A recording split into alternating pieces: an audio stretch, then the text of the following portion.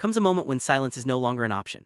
For many Nigerian Christians, that moment arrived as violence swept through their communities, leaving devastation in its wake. The book Turn No Cheeks, Just War, The Equalizer for One Nigeria Only by Dr. Samuel Chuks Japhets captures this turning point. The story begins with a haunting memory, a pastor in the Middle Belt standing among the ruins of a village having just buried over 500 Christians.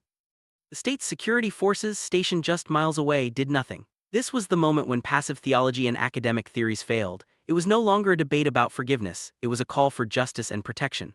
The silence had ended, replaced by a holy rage for survival and dignity.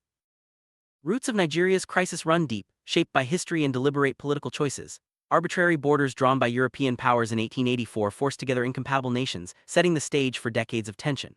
British colonial policies created a structural imbalance, isolating the North from Christian influence and making the South the economic engine.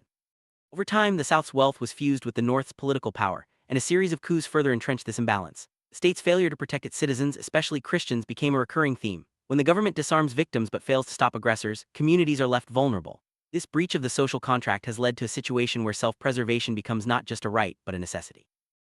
Too long, pacifism was preached as the only Christian response, but this interpretation is challenged in the face of mass violence. The book argues that turning the other cheek was never meant as a strategy for survival against armed aggression. Instead, Scripture provides a mandate for defense. Jesus himself advised his disciples to buy swords for protection, and Nehemiah called on people to fight for their families. Equalizer Doctrine emerges as a blueprint for survival, advocating for a balance of power and community-based defense. Peace, it argues, is not the absence of conflict but the presence of deterrence. By integrating just war principles, technological tools, and local empowerment, communities can protect themselves and restore dignity.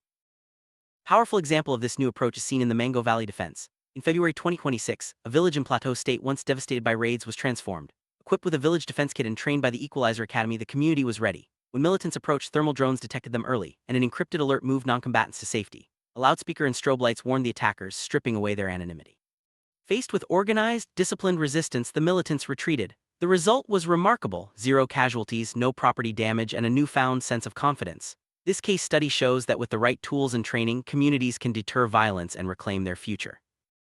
Traditional humanitarian aid has long focused on helping survivors after tragedy strikes, but this reactive approach is no longer enough. The Nehemiah Fund proposes a strategic shift: invest in deterrence, not just relief. A single surveillance drone can protect a village for years, while food aid lasts only days. By funding defense infrastructure and training, the goal is to prevent violence before it happens. This approach transforms aid from an endless expense into an investment in stability, sovereignty, and security. The vision is clear: empower communities to defend themselves, break the cycle of victimhood, and build a future where peace is maintained by strength and preparedness. Out of the ashes of conflict, a new identity is rising in Nigeria: the Phoenix Nigerian. This new generation is defined not by tribe or religion but by a shared commitment to justice, unity, and self-defense. They are high-tech, sovereign, and ready to protect their communities. The Phoenix Nigerian serves only God and the nation, vowing to put Nigeria first, last, and always. This marks the end of the era of vulnerability and the beginning of a future where peace is defended with courage and wisdom. The vision is for a united Nigeria, resilient and strong, where every community stands as a living wall against violence and division.